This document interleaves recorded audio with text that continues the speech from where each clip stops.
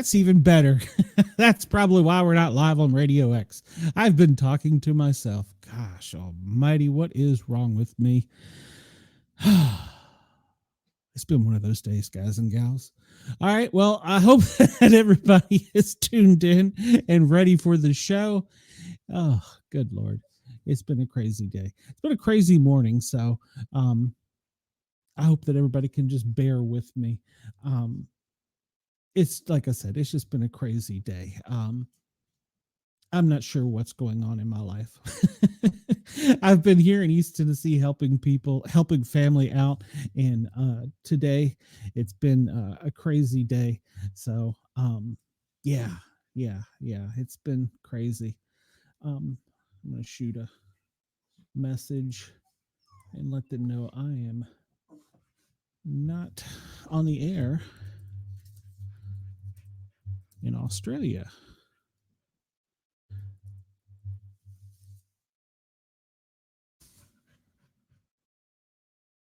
All right, so we'll see how that goes. All right, so, and I don't see anybody in my chat just yet. What the heck? Where is everybody? I know I didn't get this on here in a real timely manner, so I guess that's probably my fault. But, and then I'm talking to myself. That doesn't help. So when I had the headphones on but didn't have the microphone on, goodness gracious. What is wrong with me? Well, I could go through a list. All right, well, we will get going nonetheless with our normal things that we do. We have the first thing we do is we cover the FEMA daily briefing, which is just, well, it's not exactly like, but it's similar to what the president gets. Hey, Chris, welcome. And Chris needs to usually reminds me to have everybody please like, follow, share, and subscribe.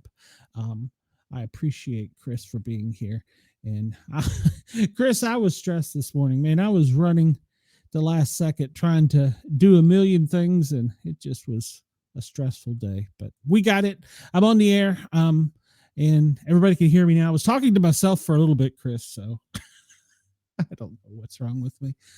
All right. So as everybody knows, this show is basically, I am the anti we're going to die today. There's several prepper podcasts and survivalist podcasts and shows that are on that tell you what's going wrong, why we're going to die, when we're going to die. In fact, one gave a date of 4/20 of when they were going to shut down the entire country and we're going to be under martial law.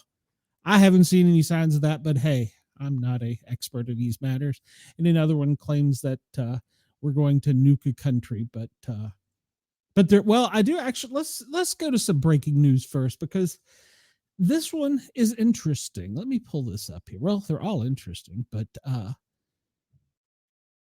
this one is breaking news. Does anybody use the program Signal? Yes, Saul. It's been a day. There we go. Share.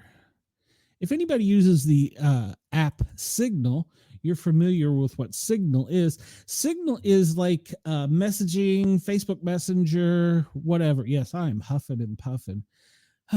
Yes, you're correct. It would not be stress. It would not be a Monday if there wasn't stress, and today is a Monday. Oh, goodness.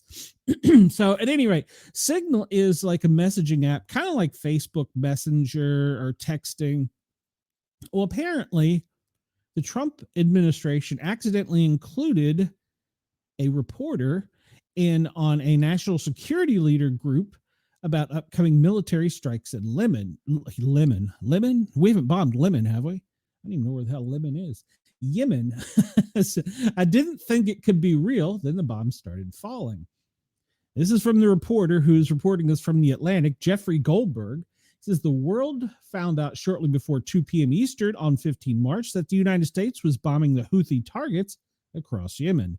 I, however, knew 2 hours before the first bombs exploded that the attack might be coming. The reason I knew this is that Pete Hegseth, Pete Hegseth, the Secretary of Defense, had texted me the plan for the war at 11:44 a.m. The plan included precise information about weapons packages, targets, and timing. The story technically begins shortly below. He saw Don Lemon bombed on New Year's Eve. The story technically begins shortly after the Hamas invasion of southern Israel in 23 of October, or October 23. The Houthis, which is an Iran-backed terrorist organization whose motto is "God is great, death to America, death to Israel, curse on the Jews, victory to Islam," soon launched attacks on Israel and on international shipping, creating havoc for global trade. Throughout 2024, the Biden administration was ineffective, shocker, in countering these Houthi attacks. The incoming Trump administration promised a tougher response. This is where Pete Hegseth and I come in. On Tuesday, March 11th, I received a connection request on Signal from a user identified as Michael Walls. Signal is an open source encrypted message. Slow down. Signal is an open source encrypted messaging service popular with journals and others who seek more privacy than other text messaging services are capable of delivering. I assume the Michael Walls in question was President Trump's national security advisor. I did not assume, however, that the request was from the actual Michael Walls I have met in the past, and though I didn't find it particularly strange that he might be reaching out to me, I did think it somewhat unusual, given the Trump's administration's contentious relationship with journalists and Trump's periodic fixation on me, specifically. It immediately crossed my mind that someone could be masquerading as Walls in order to somehow entrap me. It is not all uncommon these days for nefarious actors to try to induce journalists to share information that could be used against them. I accepted the connection request, hoping this was an actual national security advisor and that he wanted to chat about Ukraine or Iran or some important matters. 2 days later, Thursday, 4:28 p.m., this is Eastern, I received notice that I was included in a Signal chat group, and it was called the Houthi PC Small Group. A message to the group from Michael Walls read as the follows: Team establishing a principal group for coordination on Houthis, particularly for over the next 72 hours. My deputy, Alex Wong, is pulling together a Tiger team at deputy/agency chief of staff level, following up from the meeting in the sit room this morning for actions that will be sending that out later this evening. The message continued: please, the best of staff, point of contacts from your team for us to coordinate with over the next couple days and over the weekend. Thanks. The term principals committee generally refers to a group of senior-most security officials, including the SecDef, the Secretary of State, and a Treasury, as well as the Director of CIA. It should go out saying, but I'll say it anyways, that I've never been invited to the White House Principal Committee meeting, and that in my many years of reporting on national security matters, I had never heard of one being convened over a commercial messaging app.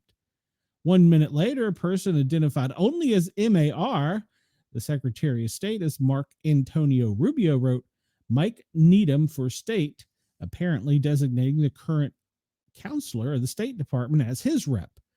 At this same moment, a signal you identified as J.D. Vance wrote Andy Baker for VP. 1 minute after that, presumably Tulsi Gabbard, the Director of National Intelligence, or someone masquerading as her, wrote Joe Kent for DNI. 9 minutes later, Scott B., apparently Treasury Secretary Scott Bessent, or someone spoofing his identity, wrote Dan Katz for Treasury. At 4:53, a user called Pete Hegseth wrote Dan Caldwell for DOD.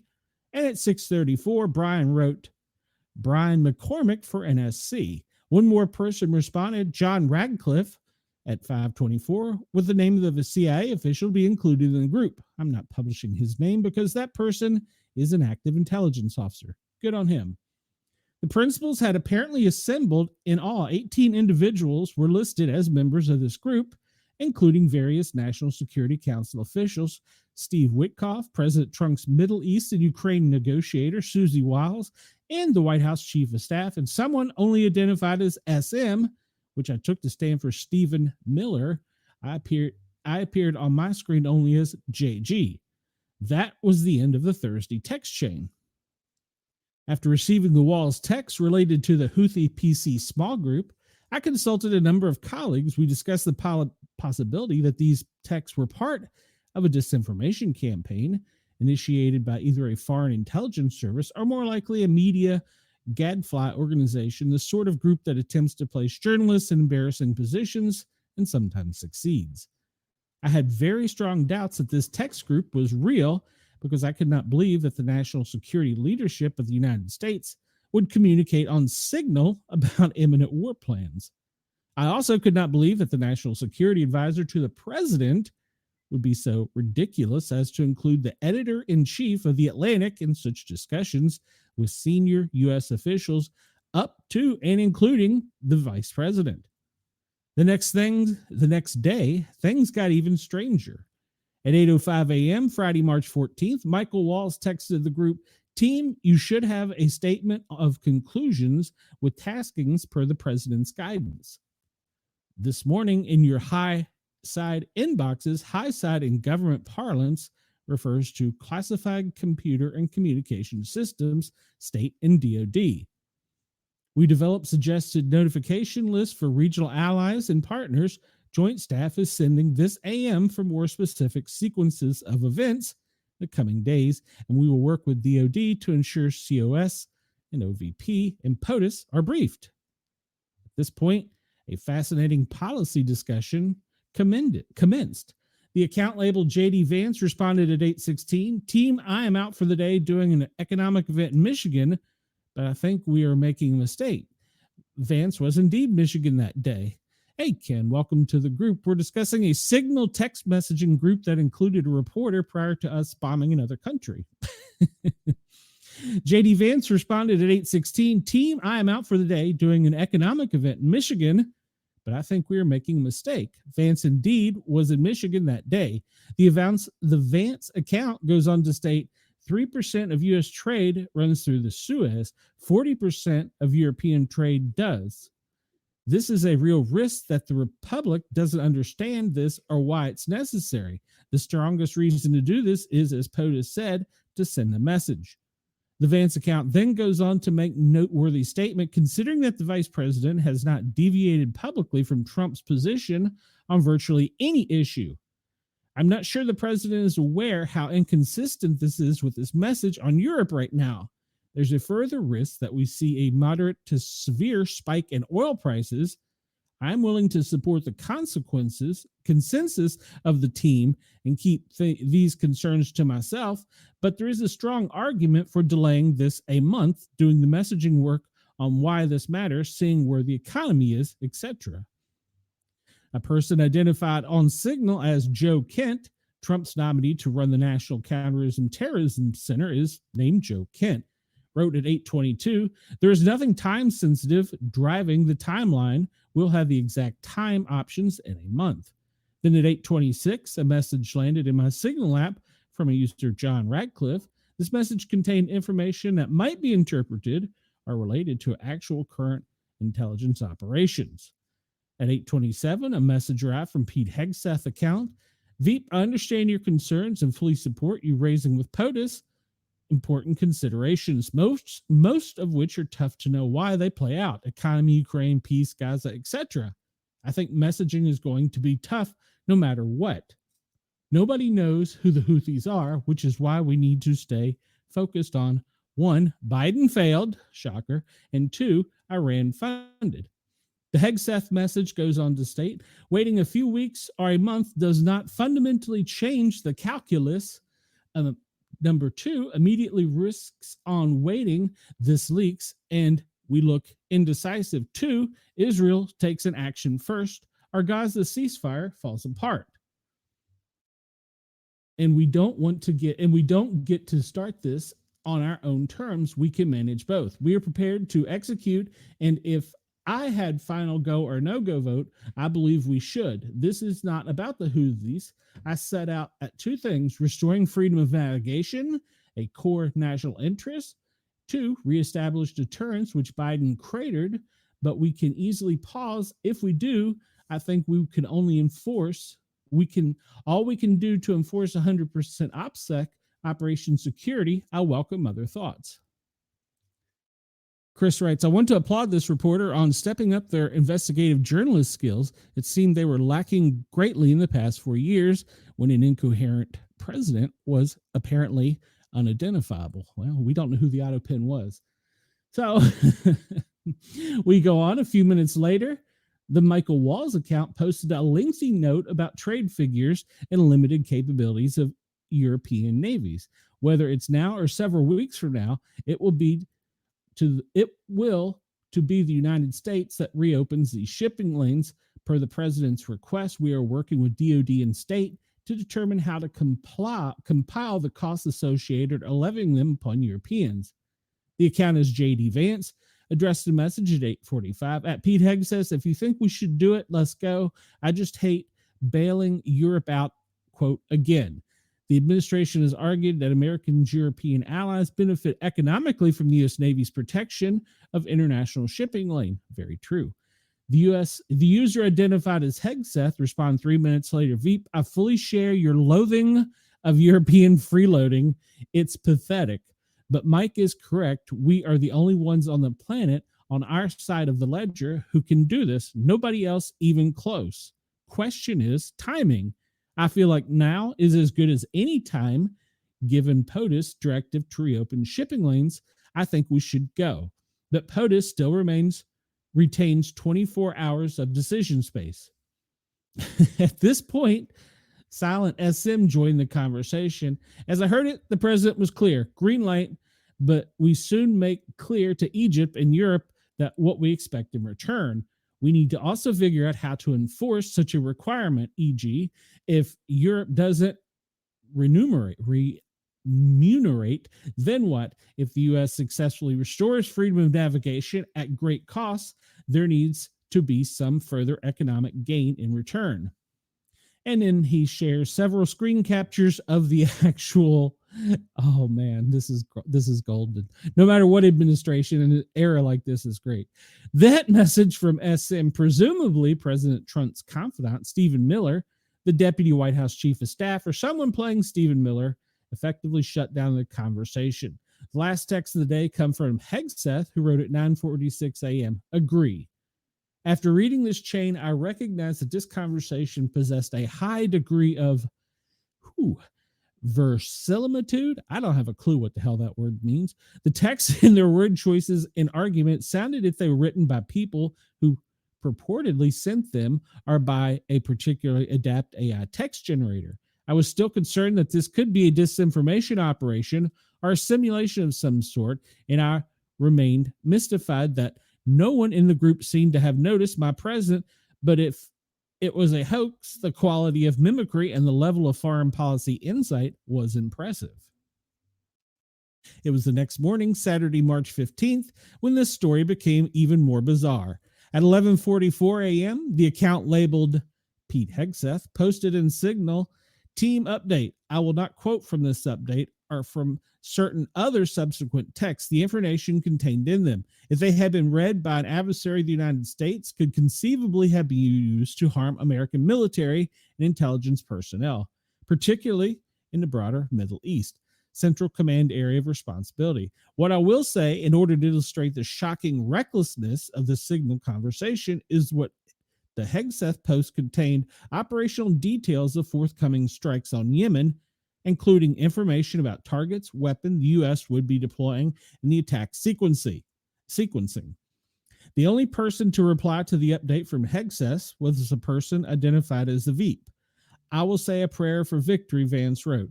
2 other subsequent users added prayer emojis.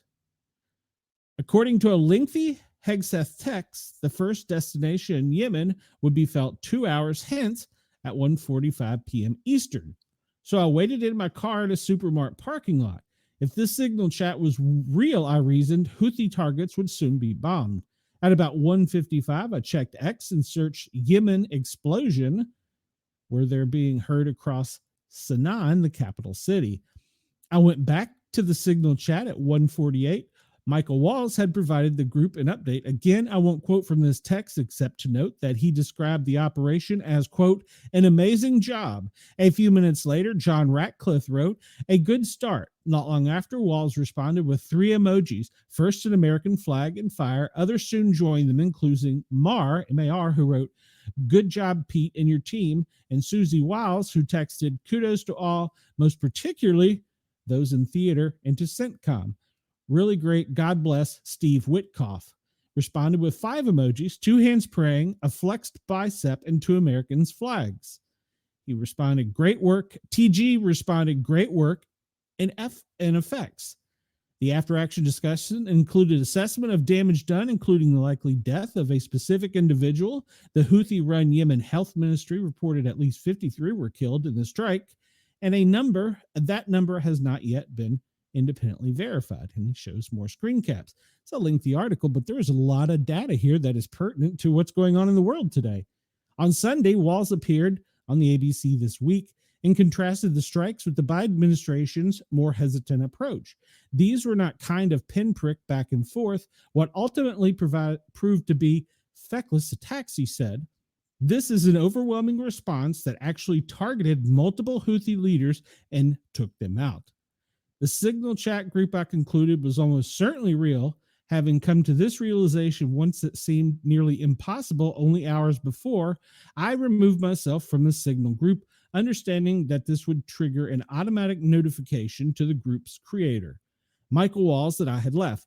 No one in the chat had seemed to notice that I was there, and I had received no subsequent questions about why I left, or more to the point, who I was.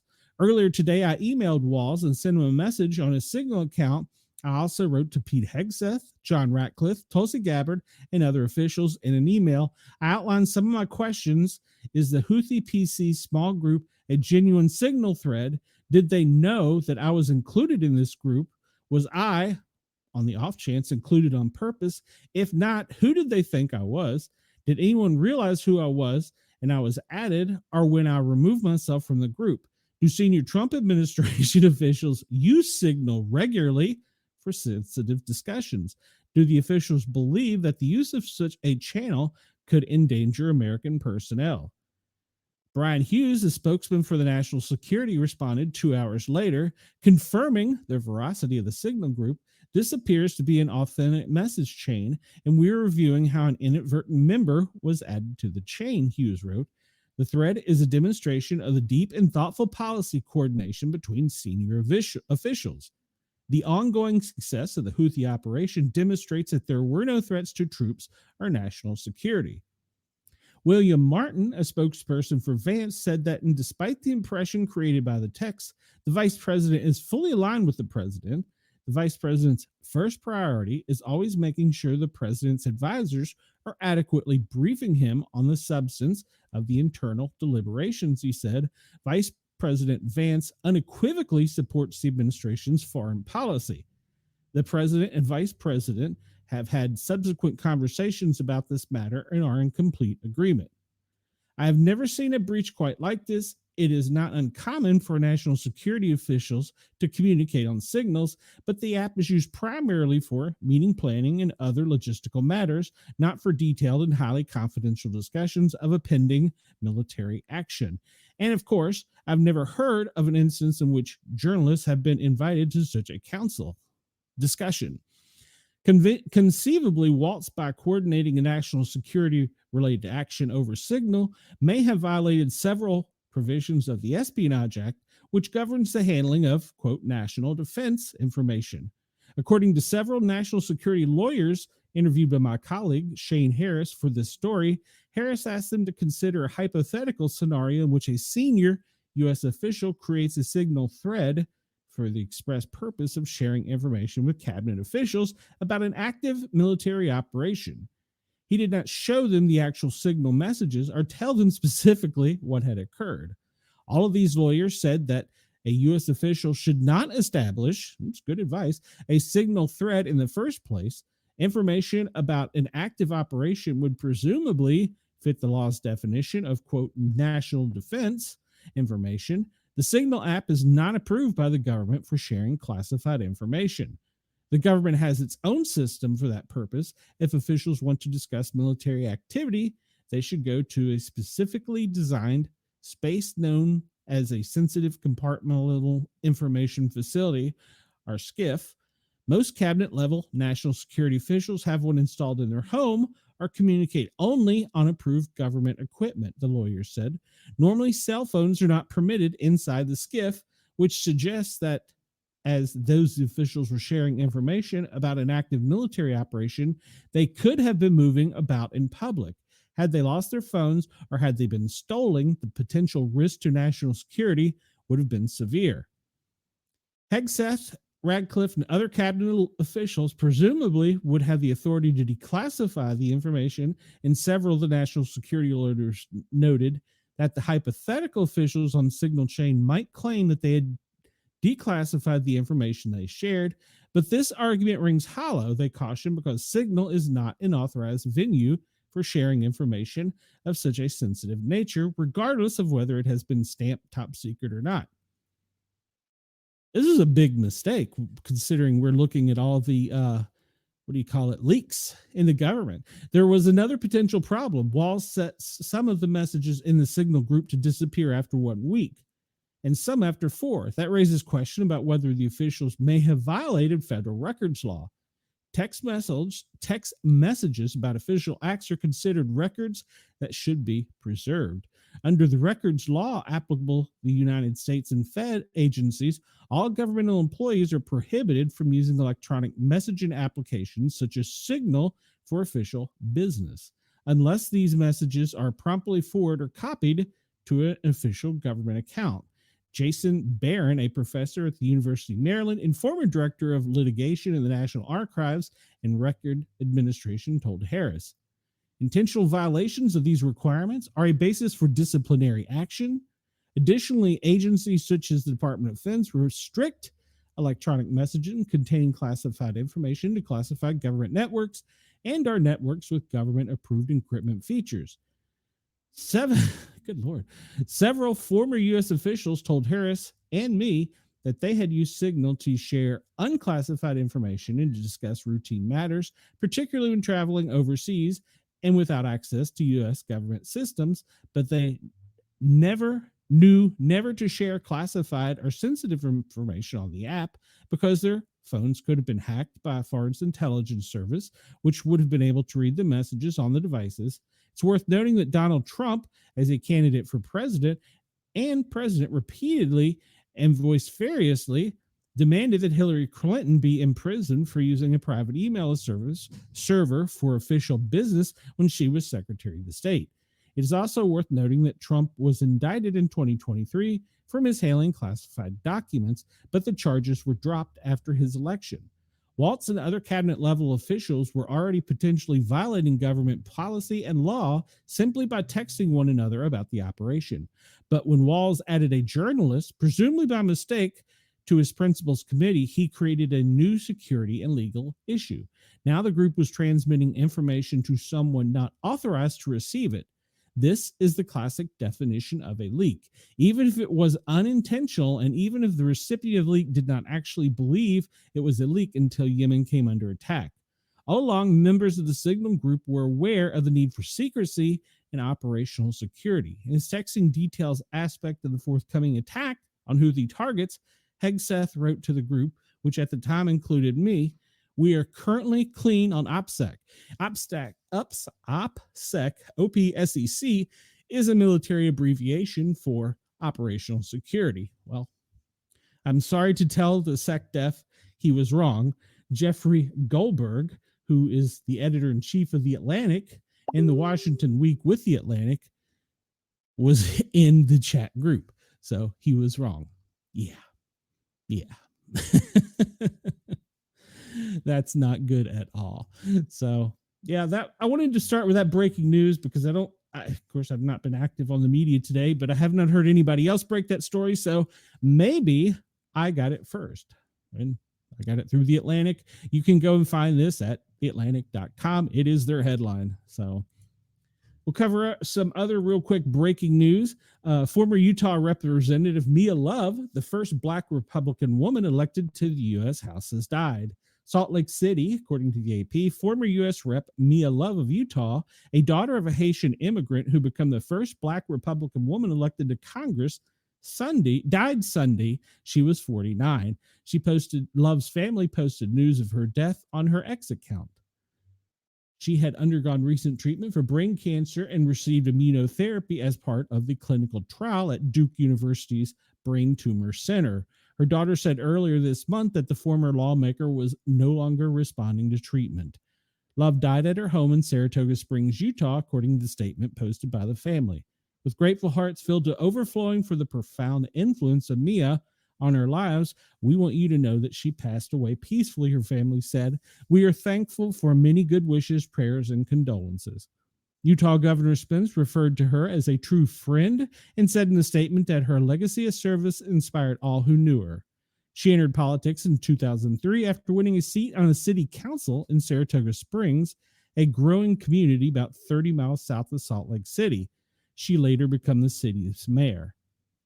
In 2012, she lost a bid against Democrat incumbent Representative former Jim Matheson in a district that covers a string of Salt Lake City suburbs. She ran again 2 years later and defeated first-time candidate Doug Owens by about 7,500 votes. Love didn't emphasize her race, kudos for her, during her campaigns, but she acknowledged the significance of her election after her 2014 victory. She said her win defied naysayers who had suggested that a Black Republican Mormon woman couldn't win a congressional seat in an overwhelmingly white Utah. Go away, Twitch viewer. She was briefly considered a rising star within the GOP, and she kept her distance from Donald Trump, who was unpopular with many Utah voters while he was running for president ahead of the 2016 election. In an op-ed published earlier this month in the Desert News, she described the version of America she grew up loving and shared her enduring wish to the nation to become less divisive. She thanked her medical team and every person who prayed for her. Love said her parents immigrated to the U.S. with $10 in their pockets and a belief that their hard work would lead to success. She said she was raised to believe passionately in the American dream and to love the country once and all. Love this country, warts and all. That's her quote from her, to love this country, warts and all. America at its roots is respectful, resilient, giving, and grounded in gritty determination, she said. Her career in politics exposed Love to Americans' ugly side, but she said it gave her a front row seat to be inspired by people's hope and courage. She shared her wish for her neighbors to come together and focus on their similarities rather than their differences. Some have forgotten the math of America. Whenever you divide, you diminish, she wrote. She urged elected officials to lead with compassion and communicate honestly with their constituents. In the end, I hope that my life will have mattered and made a difference for the nation. I love the family and friends I adore, she wrote.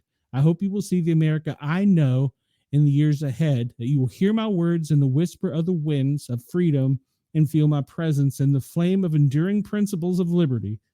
My living wish and fervent prayer for you and for this nation is that America I have known is the America you fight for and to preserve. In 2016, facing re-election and following the release of a 2005 recording which Trump made lewd comments about groping women, Love skipped the Republican National Convention and released a statement saying definitively that she would not vote for Trump. She instead endorsed Texas Senator Cruz in the GOP race, but he dropped out months later. While seeking a third term in 2018, Love tried to separate herself from Trump on trade and immigration while backing her party's position on tax cut, despite Republican voters outnumbering Democrats by a nearly 3-to-1 margin in her district, though she lost by fewer than 700 votes to Democrat Ben McAdams, a former Salt Lake City mayor. Trump called out Love by name in a news conference the morning after she lost, where he also bashed other Republicans who, quote, didn't fully embrace him. Mia Love gave me no love and she lost, Trump said. Too bad, so sorry for that, Mia. After her loss, Love served as a political commentator on CNN and as a fellow at the University of Sydney. Following Trump's election in November, Love said she was okay with the outcome. Yes, Trump said, says a lot of inconsiderate things that are unfortunate and impossible to defend, she wrote on a social media post. However, his policies have a high probability of benefiting all Americans. She was a true American and patriot, and we are sorry for her loss. That's former Utah Republican Mia Love, the first Black female Republican elected to the U.S. House. She will be missed.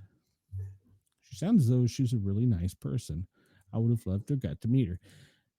Hey, Wendell, welcome to the show. We'll cover a little bit more breaking news. And now, actually, well, let's just skip to our normal mayhem of stuff. We'll go to my normal wheelhouse, and we will return to this if we have time.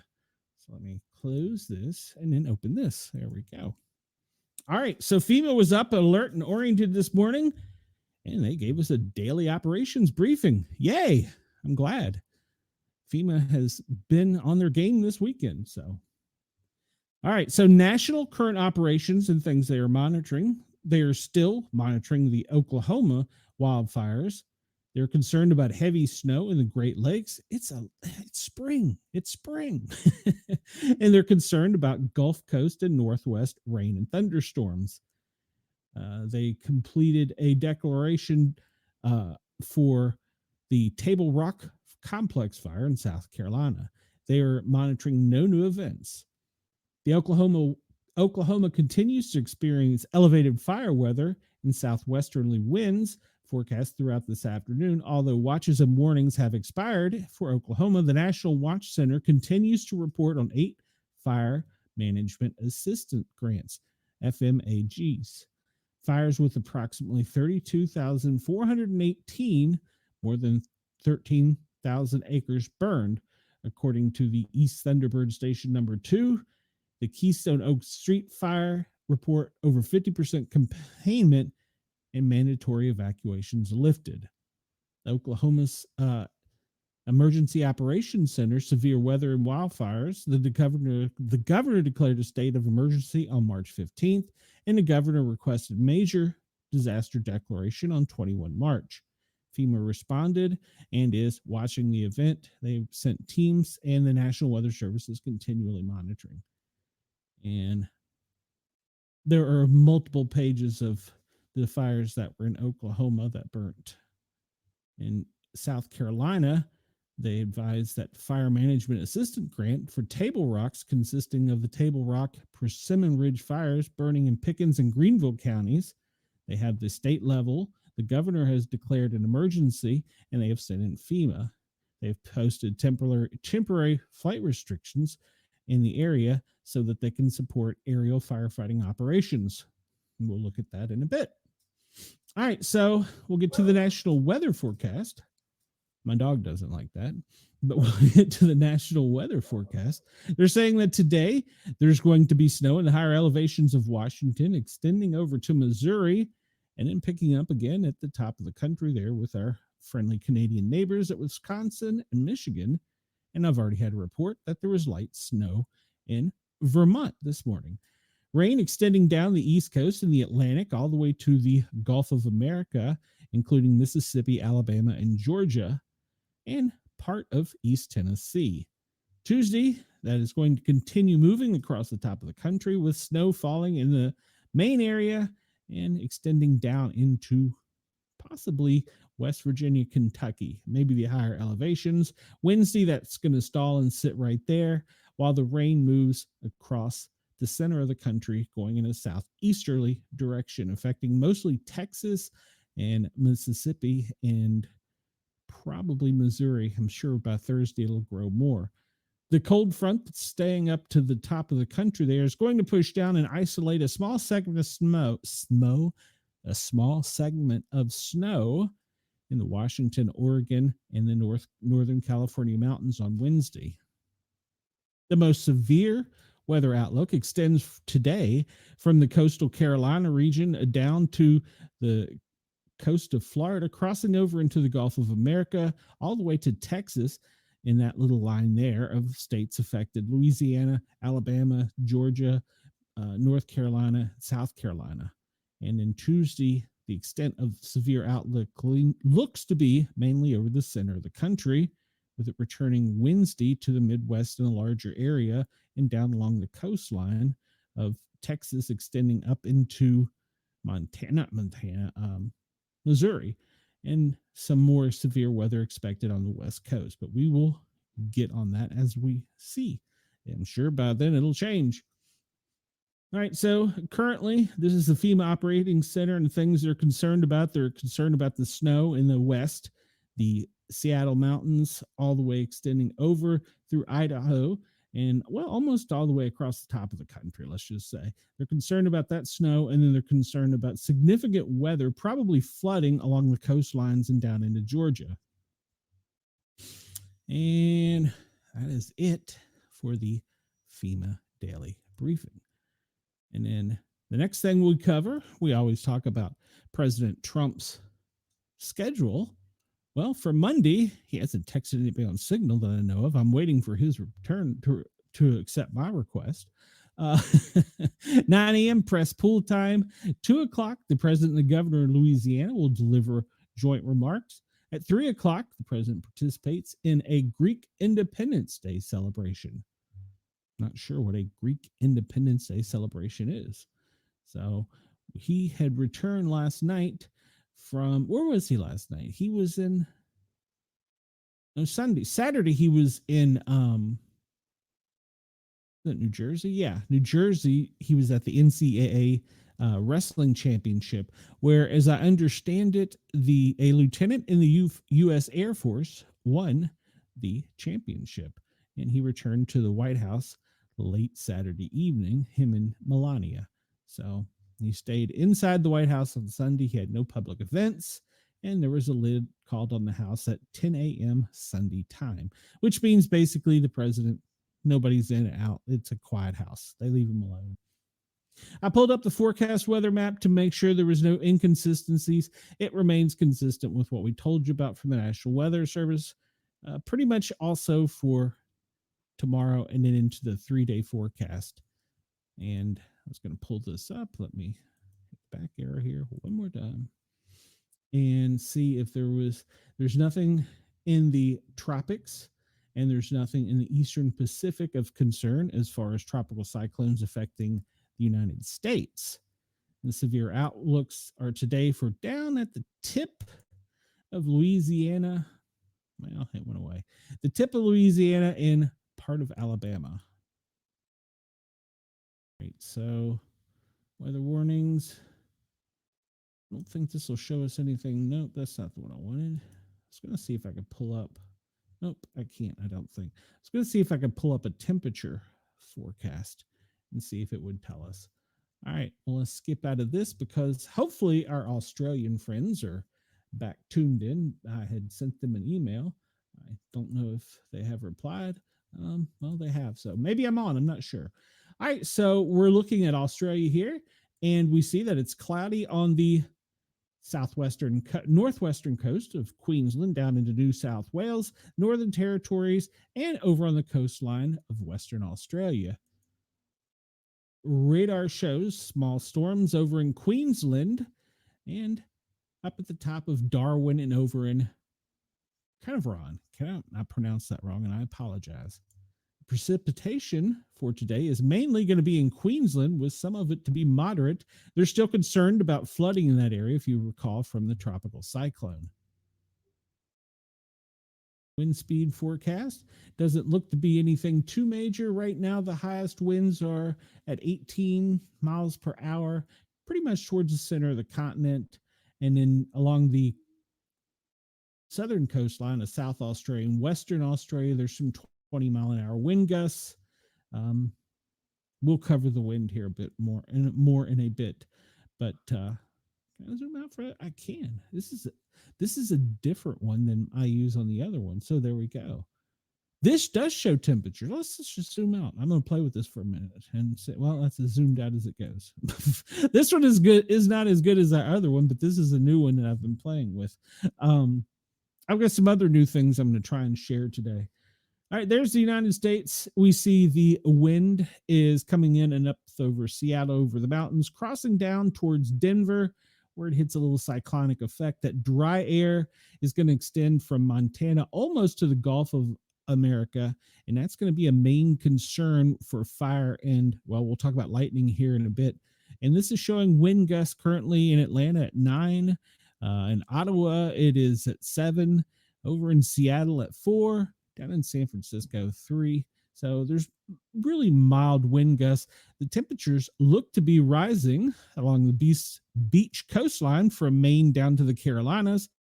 And the Gulf of America is staying pretty much the same temperature. So I believe that is a temperature map. No, that's not the temperature map. Let's go to the temperature map. That's what I was wanting. Duh. Okay. So here we go. So it has, I was right. It has extended up to almost Maine, where it's 54 up in Chesapeake, and it's 79 down in Tampa, where Ross is. Lucky him. Houston, it's 79. So in the Gulf of America, it is here. So spring break has arrived, and down in my favorite part of the world, in the Keys, it's also in the 80s temperatures. I love it. I love it. We'll swing over to Australia, and we'll see that it is 85 on their northwestern coastline, and 82 on the southern coastline, the Golden Coast, down around 76, 75 degrees. All right. And let's see if we can pull this up. Feels like. See what that does. Got it. All right. So, well, like I said, up into the Chesapeake Bay region is where it cuts off. Pretty much there at Oak Island, it feels like in the 60s. And it feels like in the 70s in the Gulf, and down along the Keys, it feels like right at 80. So over on the left coast, it's still a little cool on the Pacific side. Down in San Francisco, it's only 52, all the way down to San Diego, where it's 56. All right. That's what it feels like. We're going to use this map more and more. I really like this map. So there we go. And I pulled this map up just because it's a really cool another globe one. I know Chris will like it.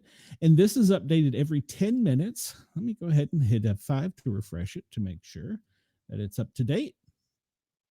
And this is the world in real time. It shows the clouds. It doesn't show their movement, but it shows the clouds and the real-time weather events. And you can bring up other things such as radar, infrared, stuff like that. But I like this because it's a globe. I'm hooked because of the other one. And we go down and look at our friends down under in Australia, and it looks like it's going to be a cloudy day across most of the continent from the about the middle of the country westward onward. So yeah, I'm going to be using this one a lot because I like it. All right. Next thing we go to, this is the current weather map. Now, it was a good map edition, Chris. Thank you. I got another few toys here. If I get time today, because I'm so rushed trying to get everything together, I either got too much or I don't have enough. I'm still learning to gauge it, and I'm still trying to learn to slow myself down when enunciating. It's difficult. So, all right. So we see that up along the mountains and the higher elevations of Seattle, where the first part of moisture starts entering our country. Currently, it looks like it's more rain than anything, but it's going to cool off during the day as that front tries to push down. That little trough of dry air is right ahead of the precipitation, and it's dividing the precipitation that just went across the country over the weekend and is now pushing off on the Atlantic coast. We see down in the Gulf of America, there are some severe storms, probably Escambia, what is that county? Probably from Mobile almost to Tallahassee. There's some pretty severe weather extending up into Alabama and the southwest corner of Georgia. So if you're listening from any of those locations, have a weather radio nearby, because there's probably going to be some severe thunderstorm warnings come out of that. Over on the coast of Savannah, same thing. And then we skip up ahead a little bit here and towards the mid-Atlantic region, pretty much from the coastline down from Canada, there's some type of precipitation. Up in the New England coast, they're experiencing rain and snow. Further inland, it's a heavier snow into Vermont, New Hampshire. and that'll extend into parts of Pennsylvania and New York. Further south, starting at around Maryland, we start to see some severe thunderstorm. I'm sorry, starting at about Pennsylvania, we start to see some thunderstorm activity along the coastline, which is going to extend into the Chesapeake Bay, Washington, DMV, Baltimore region. So keep an eye on that and be weather aware. The front is still pushing off to the east, so hopefully it will be out of our way, and there doesn't look to be anything significant coming for a few days after that. We'll go down and look at down under and compare it to what we saw earlier. Tropical cyclone, what was this, 20? So this is 27, is off to the, what would that be, the northwest, and it is extending out into the Indian Ocean and does not appear to be a harm to any of Australia. As we discussed in Australia, it's mainly going to be along the coastlines and it's going to be spotty showers, but we're still concerned over here along the Brisbane coast because of the flooding. So we do have that. Somebody sent me a message that said, how can you talk about weather for 3 hours? Well, I don't talk all about weather. Talk about other things, right? All right. So we got a weather warning. Once again, I do not endorse this site, or I do not endorse, and they do not endorse me. I just like to use this site because it's a pretty good indication of where things are popping off in the country. We see Andy sending out another test message in Maryland. I don't know why. God love him. He just likes to do that, mostly along the coastline. Yeah, Andy loves it when the evidence is washed away. Then why does he keep sending text messages? I don't get it. What's funny is I don't think Andy even listens to this show. He doesn't like the news, so who knew?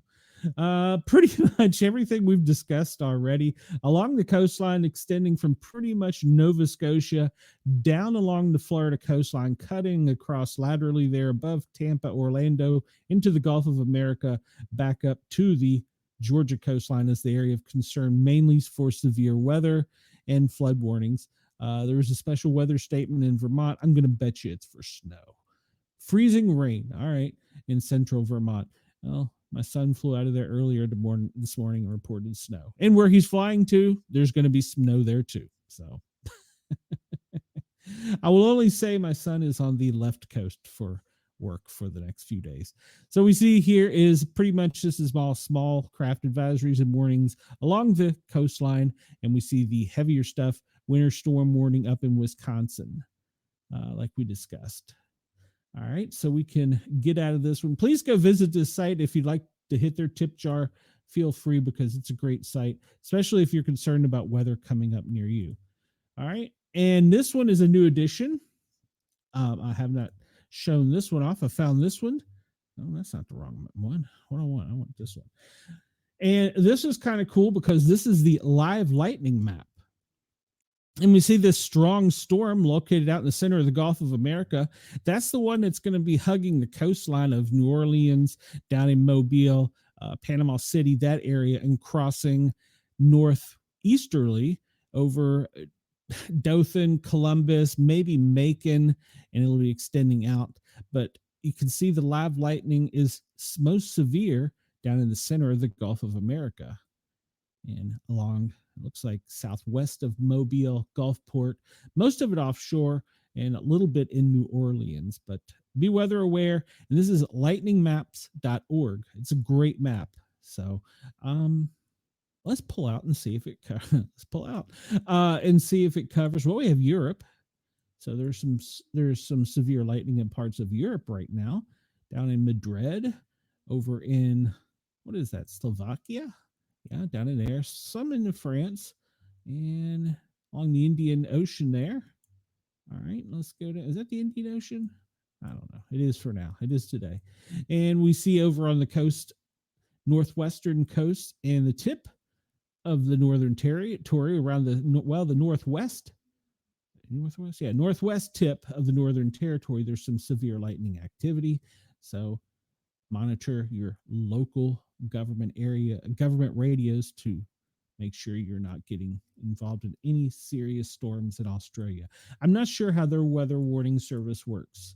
I need to investigate that and see if we can hear it. Wendell says, do you know if Australia is 16 hours ahead of us? Wendell, there is let's see here.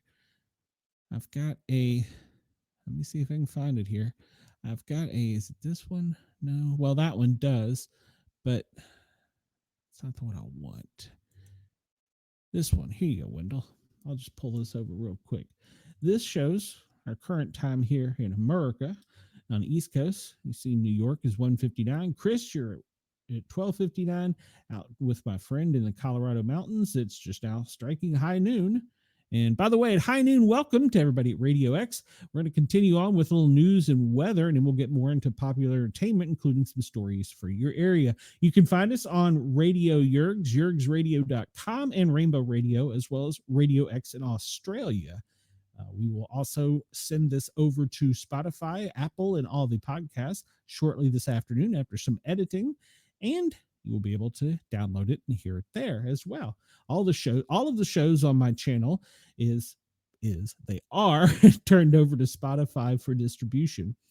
Please come over and like, follow, and share. It is the Para or Normal Guys with a Z, 3 separate words on YouTube. And join the chat and some of the lively conversation. And sometimes when you ask a question, I can answer it for you.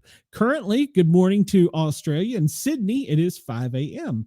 And along different parts of the country, it is anywhere between 4 and 6 a.m. I don't have the breakdown for the whole continent, but this is a really cool website, virtual clock. So Wendell, check that out. It's pretty cool. All right, so we'll get out of the lightning map. And we will see in like we were watching the lightning map. This map shows us where the storms are and the greatest effect of the power outages. In Texas, there's 21,000 people without power. In Louisiana, there are 25,000 people without power. And that's down around the area. I bet if we pulled it up and made it bigger, it would probably be, well, no, there. Now, is that county name? Damn it. It's Dimmitt. Damn it, Dimmitt. And is there really a county named Jim Hogg? I don't know why I find that funny. So, yeah, those are the two most affected areas in Texas. A county named Dammit and a county named Jim Hogg. I apologize to my Texas people for finding it so funny. And up along St. Hela, East Feliciana, and then over towards Acadia is where the most power is out. All right. So we're going to jump into that. This is an old map, but I just wanted to pull this up real quick to show you. These are the areas with drought where we're most concerned. We're most concerned about storms, and we will see that the storms will spark with the lightning will spark up some more storms, especially here in the South. Over the weekend, even here in Tennessee and the Carolinas, there was some significant fires. So everybody, please do not burn anything. And we pray that these storms with lightning get through without causing any larger fires. We're still looking at the map of Oklahoma in Oklahoma City. There's large fires out there. There's one in Texas of some significant size. And then down on the New Mexico corner with Texas, there's a fire. In the South, the Appalachian Mountains have several reported fires going from Georgia, extending all the way through the Carolinas into Tennessee, through Virginia and parts of West Virginia and the Blue Ridge Mountains as well. Over on the coastline of North Carolina and South Carolina, there are still fires that they're worried about and other areas of concern. But this part of the country, pretty much draw a line across from Kansas across, is in a drought high fire area, and they're worried about the lightning sparking more fires. We look down in our friends in Orlando. They have several fires, probably over in that park that I like so much. Yeah, down in there. What is the name of that park? Merritt Island, over in Merritt Island, Cocoa Beach area. The fire down in Homestead, Miami, is still burning. They have reopened the intercoastal waterway Route 1, but it was shut down again for a period of time because the smoke moved down and that the fire was still getting close to Route 1. So, but as of right now, it is open. Wendell says, the show I have Thursday at 5 p.m. with Sarah from Yowie Central will be 9 a.m. Friday for her time. All right. Well, Wendell has a show that you can check out about Yowie Central. And this only shows fires in the northern hemisphere, which makes sense because it's a US Canada forestry map. All right. We'll look at this. We see where the main fires are, red being the largest wildfires, orange being newer, and the lighter color being prescribed. But we see where the bulk of the fires, as we said, are pretty much Oklahoma, extending along the Appalachian Mountains and the coastline down here. But what I wanted to highlight more than anything was the smoke map. The smoke is pushing out into the Gulf of America, down over old Mexico City and Guatemala City in Honduras. So, and then extending back to the west. So, most of the smoke is being pushed down south. However, we look at the wind map. Let me refresh this. Yes, we know. And we can see that the wind is, like we discussed earlier, pushing down along the Rockies, going back to the northwest, and it's got a small little front crossing over Chicago, going across the Ohio Valley, back up into the northeast. We'll look at the bigger one here in a minute. And along the southern side, at the Gulf of America, down along the Florida Panhandle, extends northward up to about Oak Island and the Cape of North Hatteras up there. That wind, and that's that chain of storms we discussed. And right now, this is the air quality map. And we see that the worst part is pretty much Atlanta, northeasterly, all the way up to Norfolk and down almost along the coastline. And pretty much all of Florida, excluding part of the Panhandle, is having a bad air quality day. And I'm guessing that's mainly because of the fires down in Florida. Over in Oklahoma City, that is probably because of the fires, as well as in Phoenix and then in Southern California, Southern California. There's that. And I brought this up because, well, it's that time of year. This is the pollen map because I woke up sneezing. Tree pollen is high right now from Texas all the way across both of the Carolinas, and it's moderately high to that, above that, almost up into central Kentucky and southwestern Virginia. Is where the tree pollen is, and the weed pollen is not that bad at the moment. Give it time. But the tree pollen is what's worse. They have a breathing index map where they show the worst places to breathe right now. I wish I could enlarge this. This is on the Weather Channel. Where the worst places to breathe are. They're mainly along the Gulf of America and on the Florida, Georgia the Florida, Georgia beaches. And let's see, they had another map I thought was interesting. There's the grass pollen map, aches and pains map. I don't understand how the Weather Channel can predict aches and pains. I mean, as I've gotten older, I've kind of felt like when a storm is coming in. But yeah, the aches and pains is moderate over Texas, extending back towards Southern California, and that little area in the middle Midwest is high for aches and pains. I don't know. I just thought it might be a nice addition. So, record-breaking warmth is what's ahead, as they say. We'll see. I don't know. And our favorite map of all. Everybody that doesn't know, this is our AI wind map of the globe. You can pull it up on is it earth.com? When I minimize it, I'll tell you for sure. But you can see this is the wind, and you can pull this apart to anywhere in the globe and see what the wind conditions are and how the wind is traveling on the globe. Or if you're a flat earther, across the planet. Would it be across the planet if you're a flat earther? I don't know. Wendell, what do you think? We look down in Australia and we see the wind pretty much as we saw it earlier. That cyclone there is going to be moving off to the northwest. Northwest? No, it'd be southwest. And when we look over into the tropical regions for any activity for us, there is none. So this time there is no areas of concern. So there is the globe map. And it is brought to you by it is at earth.nullschool.net. And if you want to go check it out on your own. Wendell is like, yes, thumbs up, I guess, because of this. Wendell, I brought this up only for you because I know you like to keep up on earth shaking events. I'm just going to cover the ones here in the United States.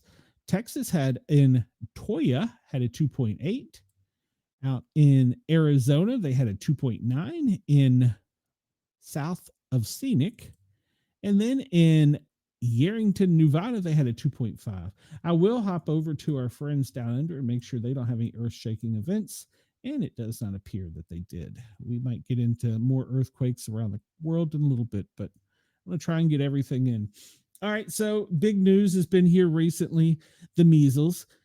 So far, the states highlighted in blue are the states that have it: Michigan, New York, Vermont, Pennsylvania, Maryland, and is that Maryland? Yeah, that's Maryland, Ohio, Kentucky, Georgia, Florida. Texas has the most severe with over 250.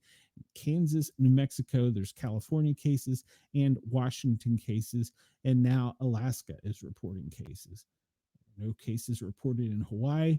That is the current measles map updated as of March 20th, and it seems to be growing. 40% has grown 40% in hospitalization. In the cases range under 5 years, 42%, 5 to 19 years, 31%, over 20, 27%.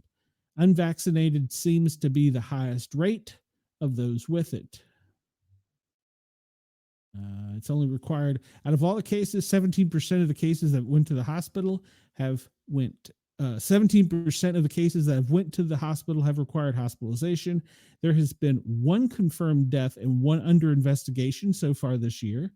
And to date, there are, well, as of the 20th, there are 378 cases, which the most, well, 1/3 of the cases are under 5 years, with 5 to 19 years being the bulk of it, with some over than 20, about 25%. And mostly 95% in unvaccinated people. That is the CDC's map of measles case and outbreaks. We'll go over to the next thing we have. We love this map, but we changed it to the list so that we don't have to continually look at everything. And we'll just cover events that are new. Is Alaska still splitting? Well, not that I'm aware of, Wendell. In Bulgaria, 40,000 chickens had been infected with a new outbreak of bird flu. That was over the weekend. Also, I did learn that we are importing a large number of eggs that usually are used for animal food, and we are making provision with the FDA and shifting them over to human consumption if they've been, whatever they do, x-rayed or whatever, so that it will lessen the egg crisis. So Brazil is coming to our rescue with more eggs. Yay, Brazil. All right. So we'll go on. In epidemics, Nigeria, 6 students have died of Nigeria at the university. Pakistan, 17 children die in 2 months because of measles. And Argentina, dengue cases are soaring. Over in the United States, we talked about the Texas and New Mexico measles outbreak, and that'll get us back into other older news. Over the weekend, United Kingdom has reported that bird flu in sheep for the first time. Cambodia says the 3-year-old child has died from bird flu over the weekend. Pakistan reports its first monkeypox case. The patient is isolated at Jinnah Hospital. Please keep them over there. No offense, but we don't want monkeypox here in the States. Nothing new to report there. In traffic disruption at Heathrow, of course, we know that extended into the weekend and caused so many problems. We do need to get, Wendell says we need to get the Easter Bunny to deliver more eggs. I don't know if I want the Easter Bunny's eggs, but whatever, Wendell. I'll let you have what you have there. All right. Let's see. Nigeria, 1 officer is dead as 12 inmates escaped the Kogi custodial center. Well, okay. Let's hope they stay down there. Yesterday, 2 poachers shot dead by field rangers in the national park. Good for them. And on the 23rd, the French president condemns anti-Semitism after attack on Orleans chief rabbi. Okay.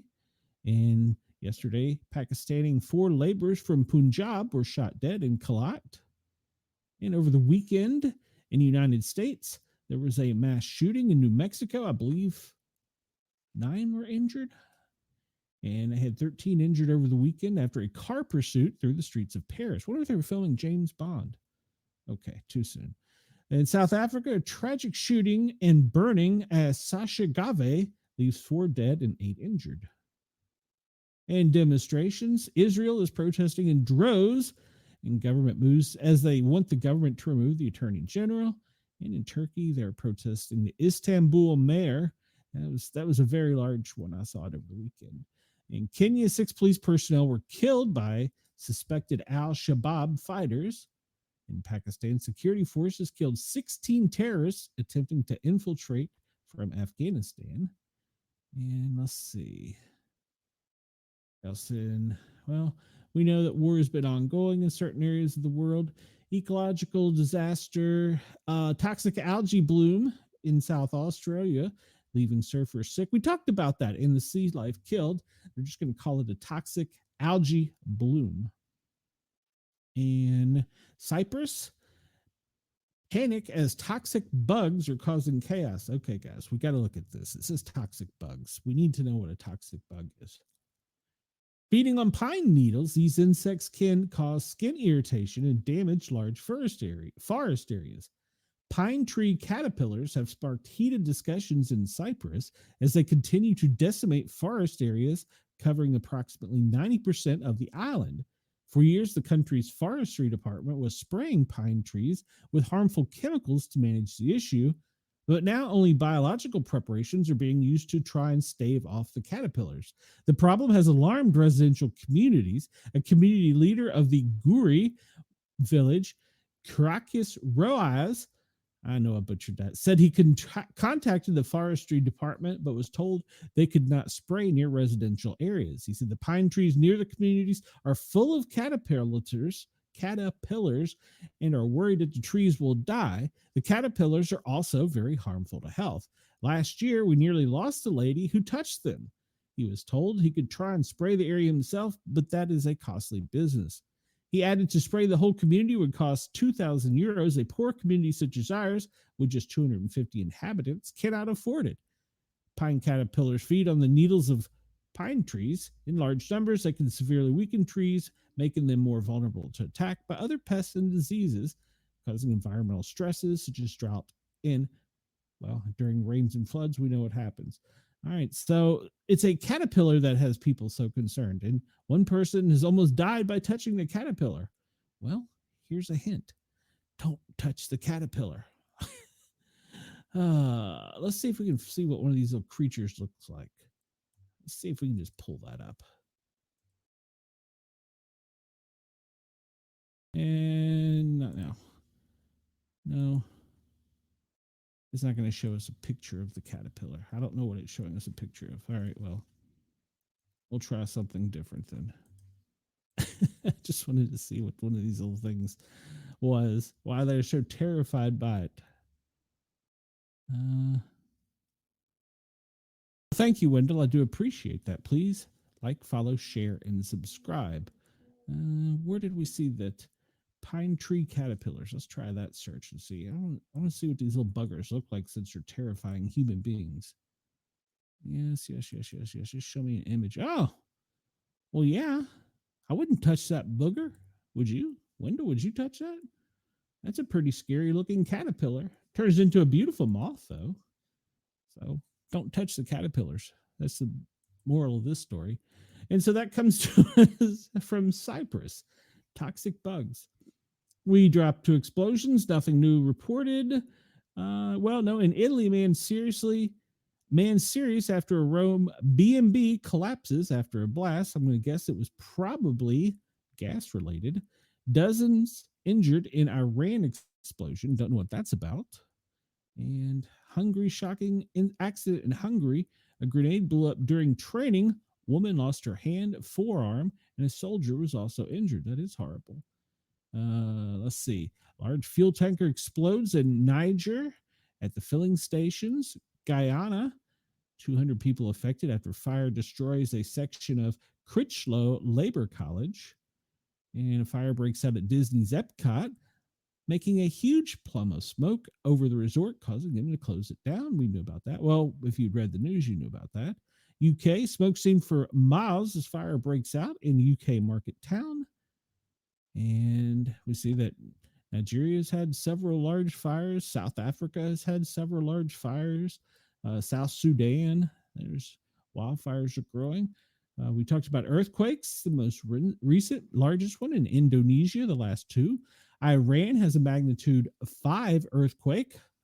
Hopefully that's not them testing. In the south of Pacific, a 4.7. Several 5.0s in China, in Iran, with this 4.0 in Mexico. Volcanoes erupting down in Indonesia, I think, or they're going to actually in Kilauea, they are all pretty much been quelled. They have stopped erupting. They're just oozing. Can you say oozing on the radio? In Australia, 4 people and a child were rescued from flooded outback track in South Australia. And that is the most recent for flooding damage. In the Republic of China, top floors of an old building collapsed. 1 missing, 1 dead in Ecuador bridge collapse.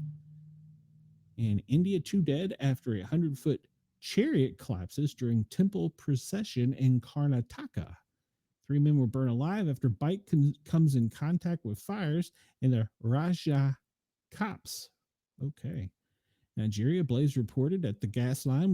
That was earlier reported near the tanker filling stations. And Filipino, last of 6 foreign hikers missing in the Philippines were rescued. Congratulations. And over the weekend, 11 injured as large tree falls on school bus in Tewksbury Township. I did not know about that. A Russian Federation plane crashed during a training flight. And in Somalia, 5 dead after a Kenya cargo plane crashes in Somalia. And over the weekend, a small helicopter crash in Japan and Central with 2 minor injuries. In South Africa, a tragic Impala jet crashes on the west coast at an air show, shocking spectators. In Nepal, 17 were injured in a Jeep accident in Ceylon. How do you have 17 people in a Jeep? Good Lord. Ukraine, 5 killed, 18 injured in a traffic accident in Crimea, according to the emergency ministry. In Mexico, 12 dead in a crash that caused a forest fire. In India, good Lord. Jammu and Kashmir, 4 dead after a road accident in Ganderbal. In New Zealand, we have 12 injured in a crash. Japan, a driver was injured and killed, and 20 injured in a bus crash in central Japan. In Egypt, we have deadly crash claims 7 lives and injured others in Egypt. And over the weekend in Malaysia, a bus driver seriously hurt 20 Chinese tourists in elite highway crash. And on the waterways in Portugal, we had a container collapse. In Indonesia, that's an older one, Australian tourist hurt and 2 dead in a Bali boat capsize. The Indian Ocean, tropical cyclone 2725. We saw it was moving out and wasn't bothering anybody. That was the one before this one. Let's see, nothing new in the droughts. Extreme rainfall we reported in South America, central Canada. Okay, wasn't aware of that. Rail damage, hail damage, pretty much Louisiana, Texas, where the severe storms are, with lightning severe damaging Indonesia, Tanzania, Kenya, and Indonesia. Oh, I said Indonesia, didn't I? They're worried about persistent thick fog in Brazil, Canada, and the Russian Federation. And in severe weather in India. We're talking about worldwide events as well. And they're concerned, we talked about the storms that we're concerned about in the U.S. with tornadic activity. So there we go. And that was the worm. Stay away from that worm. And pretty much we discussed all of this already. The storms, the droughts, and then the storms with the fires being down in the Gulf and all of Oklahoma. So we pretty much discussed everything on this. Nothing really new here to report. So we'll kind of just bypass. It says 2 new notifications. Let's see what they are. An avalanche hazard and blowing snow. Okay. Yeah, I'm going to bet that those are in Northwest. Probably going to be up towards the Rockies. All right. Over the weekend, it was reported that with the space storm, the sunstorm, that the aurora would be seen down into almost the center of the country. That was an inaccurate report. And this is the most recent space weather prediction of where you can see the northern lights and the aurora. And it's pretty much not going to affect maybe the top of Canada and part of Alaska. It's really nothing for us to see. Later in the week, there is another larger sunstorm that may affect some things.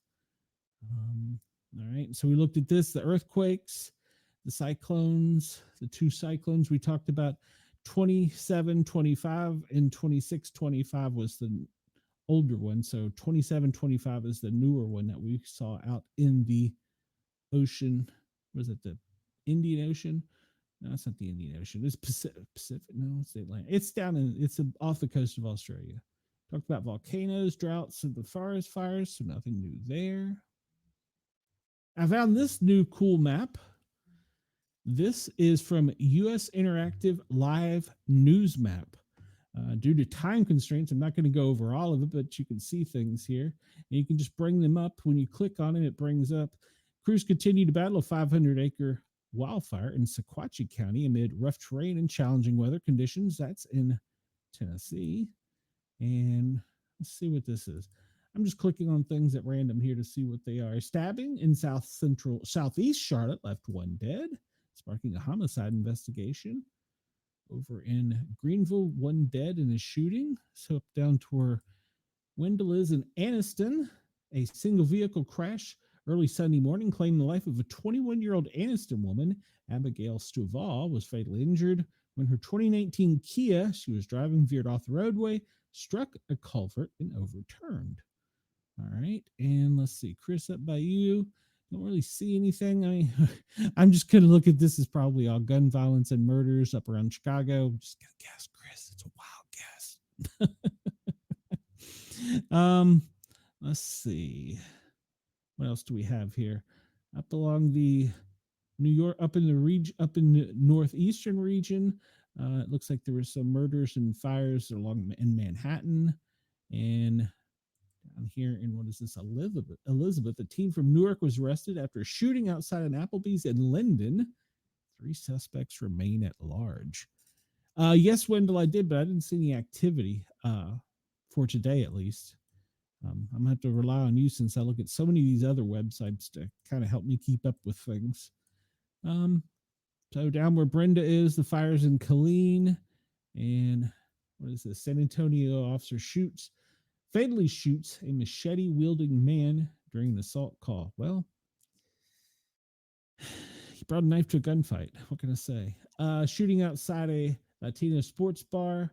Injured 6 people and 4 in critical condition in West Houston. Like a bad area. Police are investigating a deadly dog attack in Northeast Houston. All right. And Salt Lake City, you don't usually see stuff there. 2 people were hospitalized with multiple gunshot wounds after an incident at West Valley early Sunday morning services, according to West Valley City Police. All right. Yeah, it's just a guess, Chris. It's just a guess. Since I'm running short on time, we will cover that more later. But it's just a guess. Canadian Prime Minister Mark Carney has called for a general election to happen on 28 April because he's saying that America wants to take us over. I don't know. Over the weekend, President Trump said he was going to give us to the King of England, Charles. I got nothing. I'm not even going to try anymore. I'm running short on time. You can go over to the New England Fire Net. It looks like it's still mainly pretty much from Washington.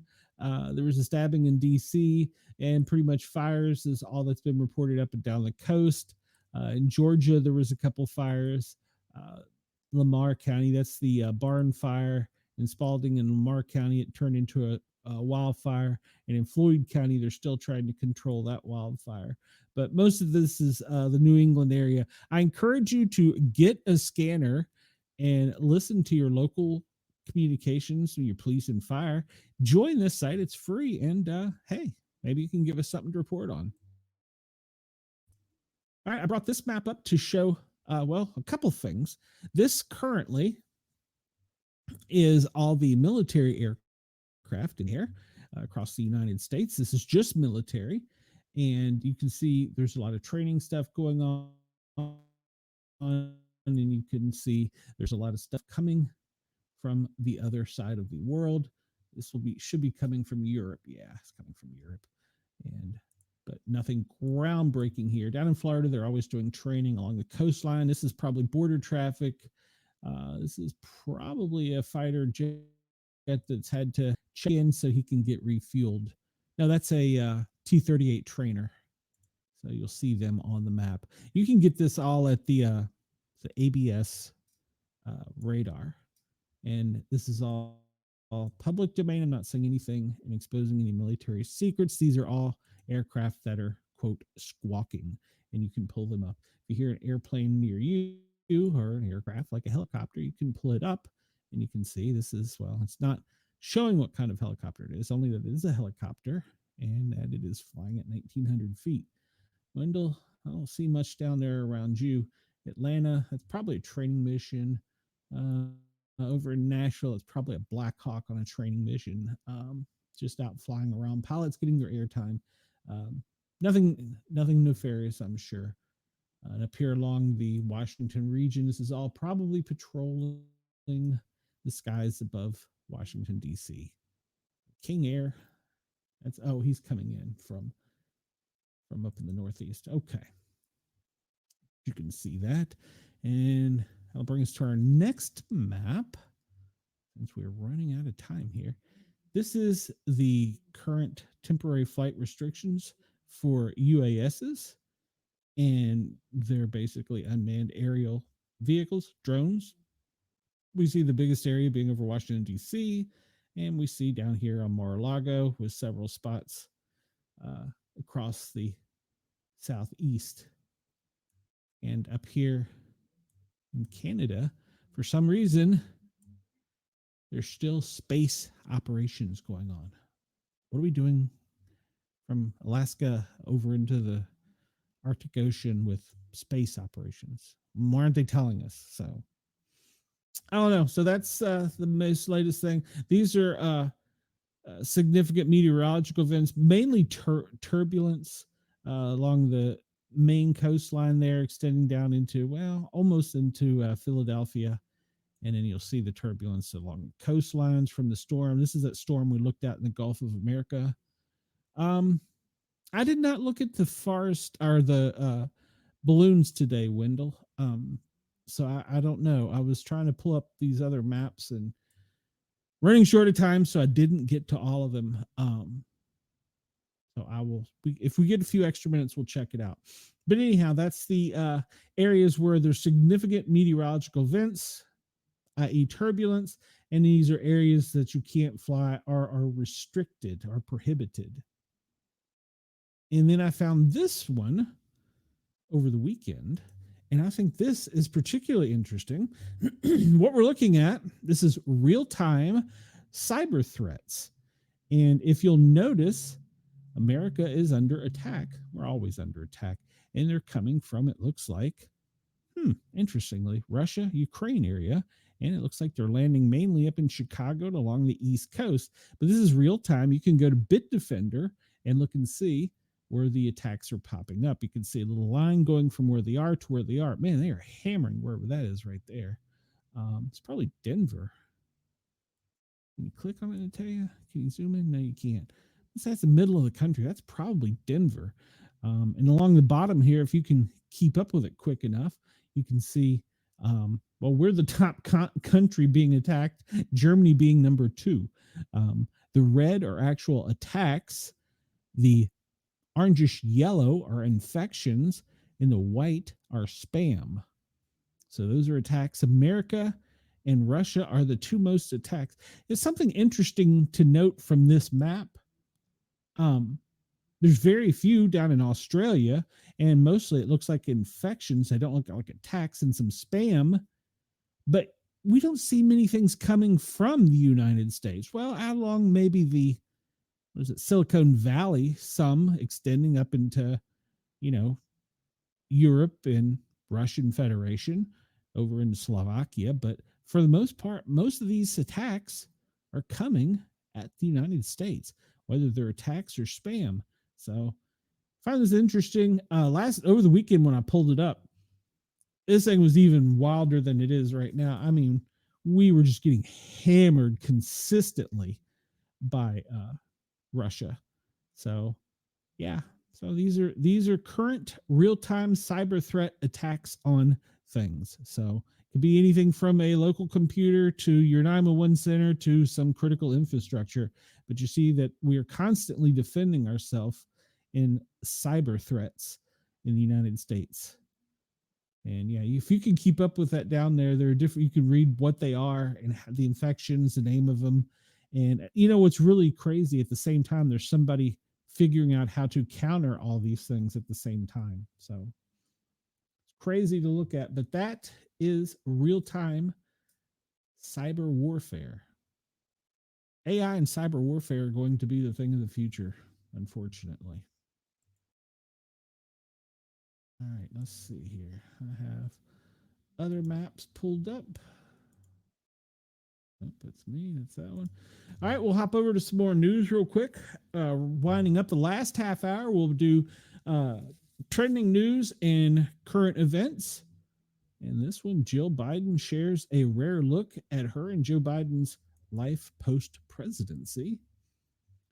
Biden's took to Broadway. They went to see a star-studded opening night of Othello, which, as I understand, starred Denzel Watson and Jake Gyllenhaal in the famed William Shakespeare play. It was with the 46th president donning a classic black tuxedo and Jill opting for a glittering blue long sleeve dress. All right. So that's what the Bidens are up to. Following the show, the couple, who share Ashley Biden, 43, and his son Hunter from their first marriage, posed for photos. Well, that was nice of them. Wendell, they definitely are using AI to launch cyber attacks. There's a picture of the former president and former first lady out on the town in New York City. They both look healthy and well. Good for them. So they enjoyed a night out in the theater. And from what I understand, here he's holding the playbill for Othello. The play was an actual success and has gotten good reviews. So congratulations to the former president and first lady for getting out on the town. I'm sure it is much more stress-free than being in the White House. So hopefully they had an enjoyable night out. We're running back into old news for that. Yeah. I do have some other news about presidential people.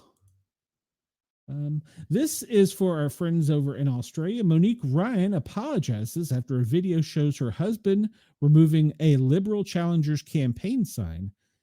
The MP's husband, Peter Jordan, says he thought the sign for Liberal candidate Amelia Hammer was illegally placed, but says removing it was a mistake. All right, so he has apologized after a video circulated showing him removing a campaign sign for Ryan's Liberal challenger from outside a Melbourne home. The incident prompted the Australian Election Commission to issue a warning to all candidates about the importance of civility during the campaign. This is something we've heard recently. So they have it over in Australia, down in Australia as well. The video, also applied to The Guardian by a coalition sources, shows a Jordan woman walking down the street with a large sign as the person filming the video, asking why he took it down. He replied, because it's on public land, but he declared to give his identity when asked the person filming. It was later determined who he was, and he believed it was illegally placed. He said, I should have reported my concerns to the council rather than removing it. Well, you shouldn't have removed it. It goes on in a long story to basically tell you him apologizing. So, all right, we broke this story before anyone else. It's two we've had here at the Sportcat Daily Gazette. Make sure to tell your friends, families, neighbors, come over, Sportcat shows paranormal guys on YouTube like, follow, share, and subscribe, and they may get something new. So the U.S. Northern Command has deployed second Burke-class guided missile destroyer to support the operations along the southern border, per President Trump. The U.S. Navy wrote in a press release that the USS Spruance, which is a Arleigh Burke-class guided destroyer, departed Naval Base San Diego to support the mission. All right, so we've got two. The USS Spruance deployment as part of NORSCOM's southern border mission brings additional capabilities and expand the geography of military capabilities working with the Department of Homeland Security, according to General Gregory Guillot. Did I say it right? Gilliot. So the second one comes. We're tracking the cartels, and we're probably going to take them out. Let's hope. And it does remind us that the Chinese are heavily involved in this, coming from Canada and Mexico, as well as a few direct shipments. But the Chinese are heavily involved in this. Of noteworthy news, fentanyl deaths are plummeting. They're saying as many as 8,000 people have 8,000 less people so far have died from fentanyl, and the use of fentanyl has decreased by almost 10%. That's a huge win. Deaths are down more than 26%. So that's good news. But we're trying to figure out why there's not so many deaths. Wendell, we'll see you later. I only got 20 minutes left, Wendell. You can hang out. Some of the deaths are being some of the life saved are being praised by Narcan, which was a game changer. They're saying weaker fentanyl and dangerous but less lethal street drugs, better public health, and many of the most vulnerable people have already died. Well, that's a disheartening theory. And the waning effect of the COVID pandemic, the isolation, trauma disruption is another reason for the deaths declining. And people are using fentanyl and other street drugs more skillfully. Well, okay. And these are all theories. None of these are science. A decline in young people using drugs, I would say that's a big part because we've produced better education. However, cartels don't want to lose money, so they are now finding more cocaine being brought into the United States. All right. What did I do? What did I do? I don't know what button I pushed. Oh, what? Oh, I see what I did. Okay. So ICE arrests 68 more Trinidad gang members. Yeah, I know that was kind of a interesting one. All right. So in less than 100 days, the Trump administration has arrested 394 members of Trinidad. And we know that they're known for human trafficking, kidnapping, drug trafficking, and other violent and heinous acts terrorizing American communities. So over the weekend, they nabbed 68 more. Did they go on to say where they were at? I know some of them were down in Florida. No, it doesn't go to say where they were. I know some of them were in Pensacola, Mobile. I do know that, but no, it doesn't really go on to say where. But yeah, so get them out of the country. Get out. You're not wanted here. All right.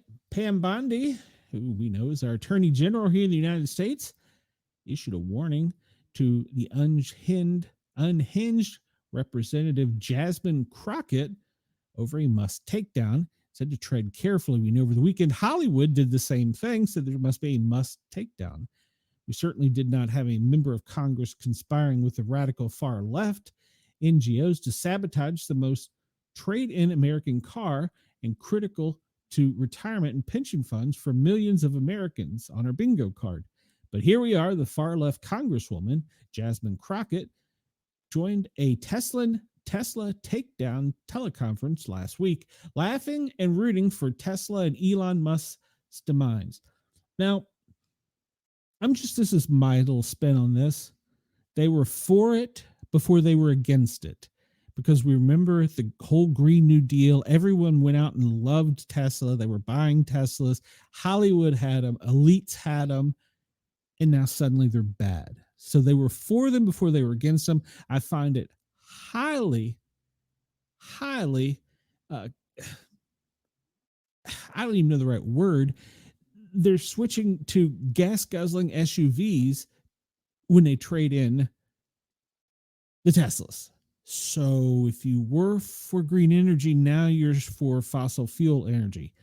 I don't know. Anyhow, uh, hypocrites. Yes, I guess that would be the best word, Chris. Hypocrites. I agree. Hypocrites, because they were for it before they were against it. January changed everything. Anyhow, Pam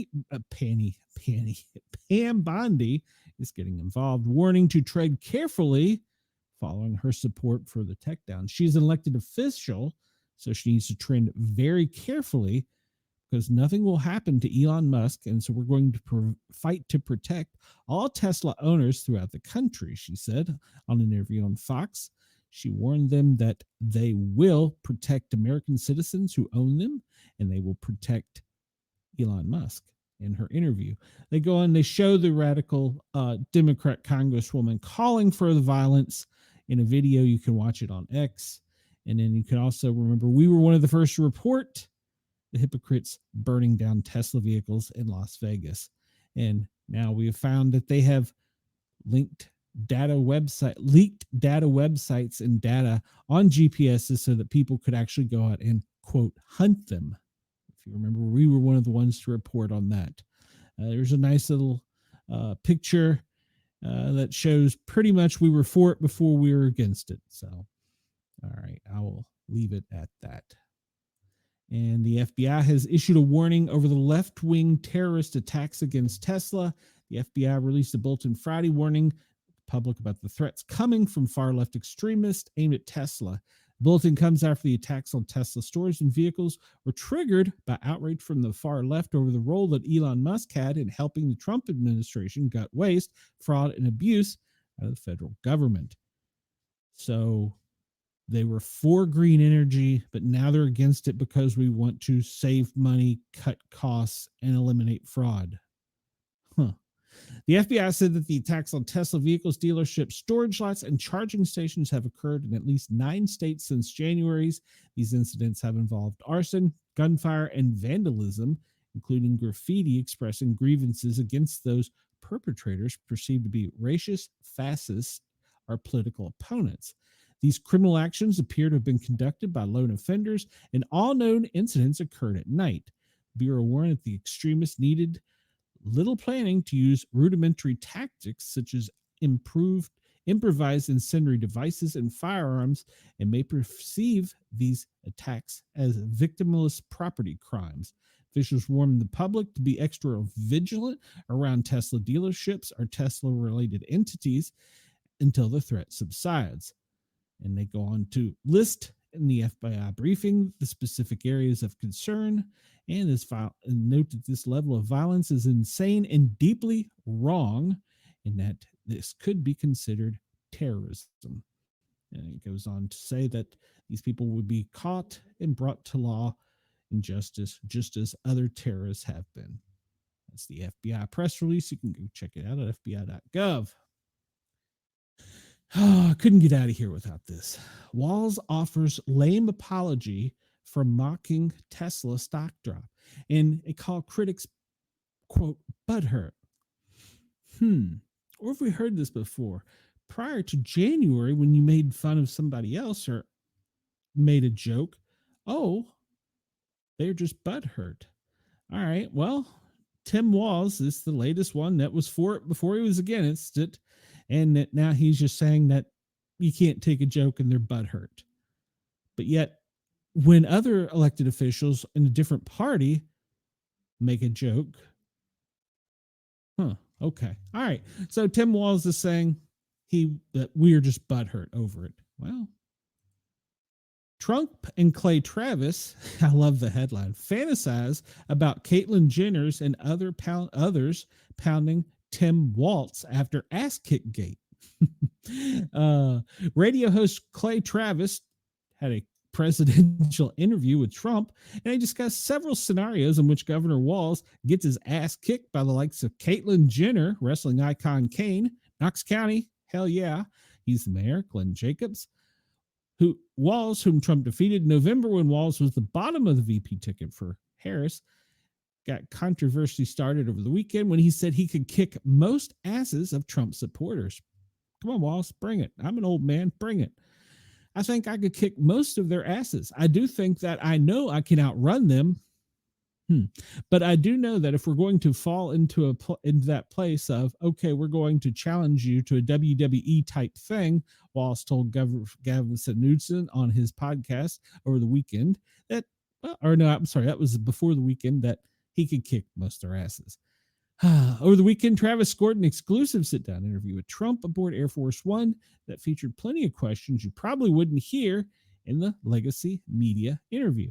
Now, that must be noted that media outlets such as ours do report other things that others don't. This is an exchange between Travis and President Trump. He says, you saw Tim Walz when I know you talked about Tim Walz saying that he could beat up Trump supporters.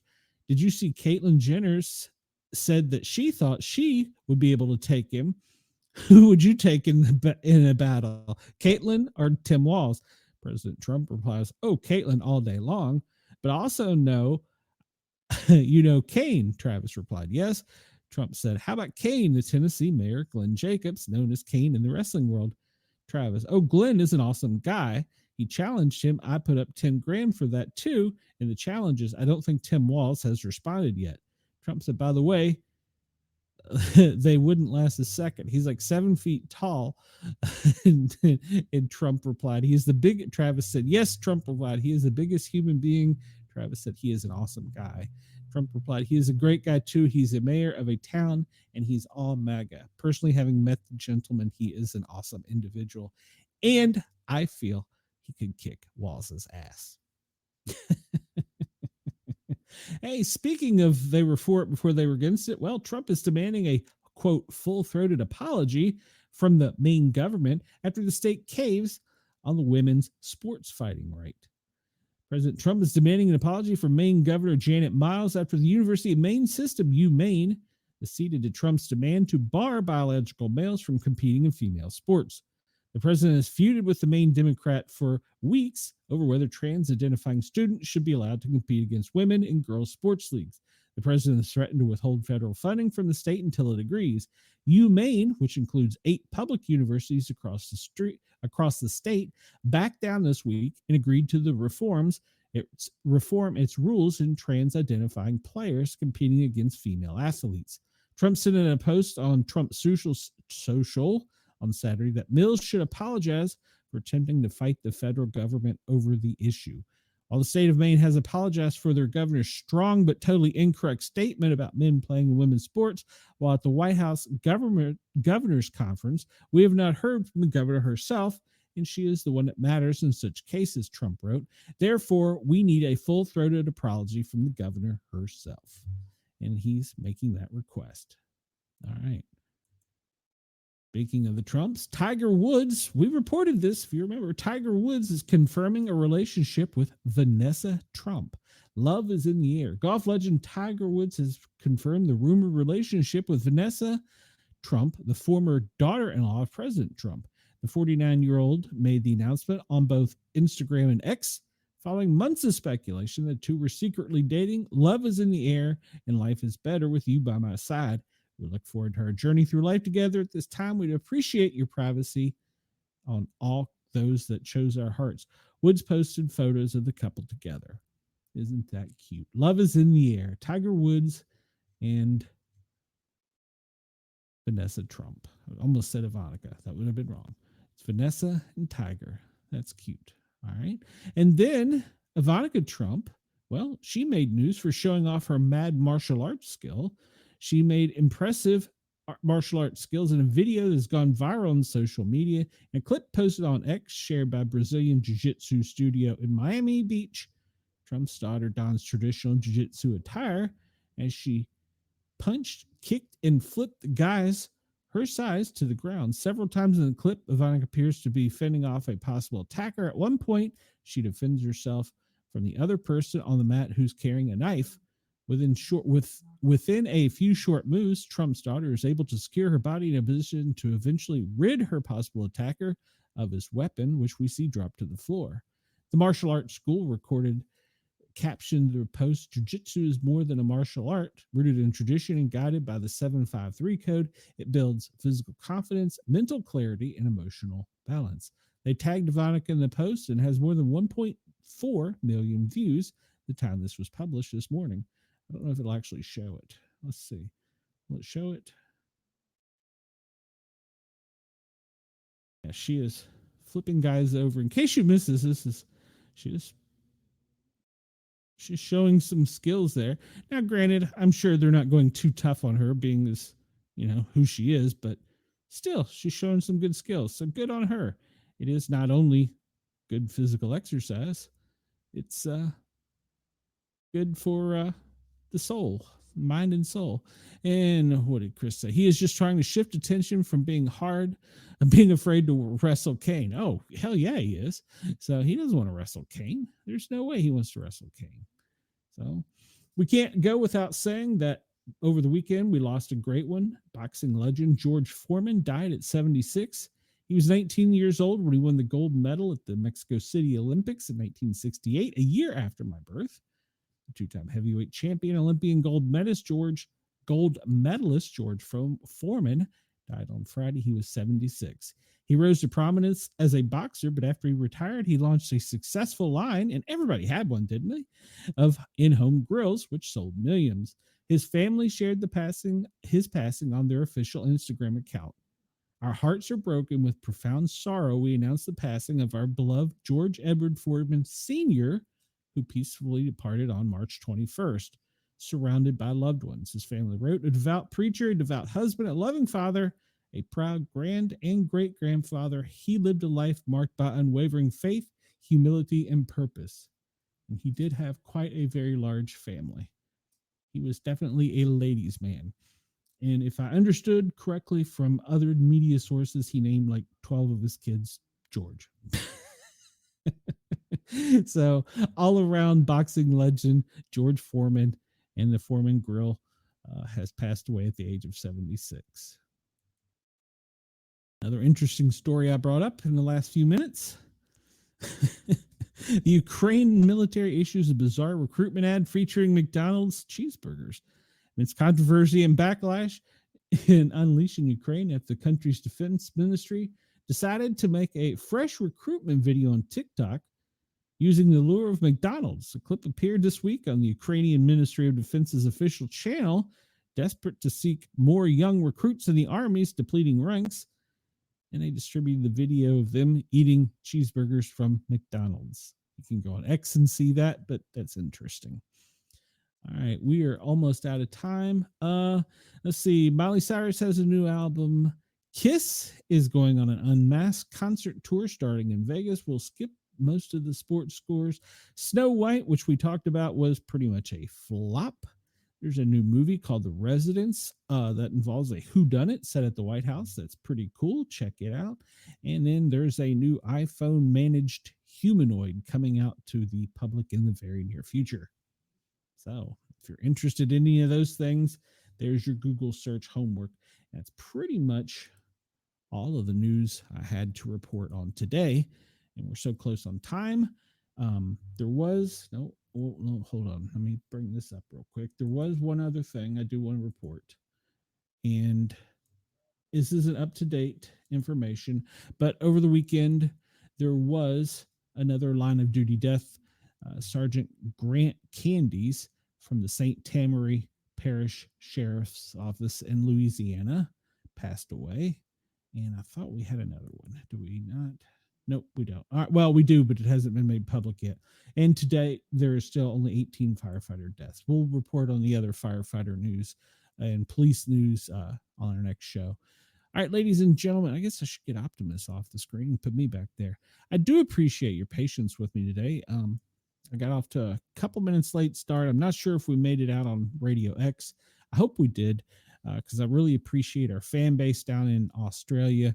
I appreciate it, Ross at Yerg's Radio and Rainbow Radio, for allowing us on their airwaves so we can tickle more people's ears. Of course, I encourage everyone to come over to the YouTube site, and we use the handle Para or Normal Guys, 3 words, guys spelled with a Z, or you can just search out the Sportcat shows. So I encourage you to check that out. Also, want to encourage people on Tuesdays and Thursdays on the Thin Line Rock Station from noon till 1400. That's Eastern Standard Time. You can listen to me spinning some records and playing some hits and telling some stories and jokes on the Thin Line Rock Station. And look for me to start reporting news there very soon. I think that's about everybody. I've got everybody. Oh, I want to thank the Bigfoot Radio Network for allowing us to come on their airwaves as well, or their internet radio station. Chris says he liked the new globe and lightning back. Thank you, Chris. Hopefully tomorrow we'll have everything a little bit better off, but you know how it goes. Everybody, I appreciate your time, your support. Please hit that thumbs up button. It helps get us spread out across the YouTube verse and helps our show's stats. So everybody have a great day. I will see you tomorrow. Same time, same place. Have a great day. And until then, Sportcat is out. I'll go out with playing my song that I was trying to play when I started. And then I was not talking to him. You're right. Yeah. That is that.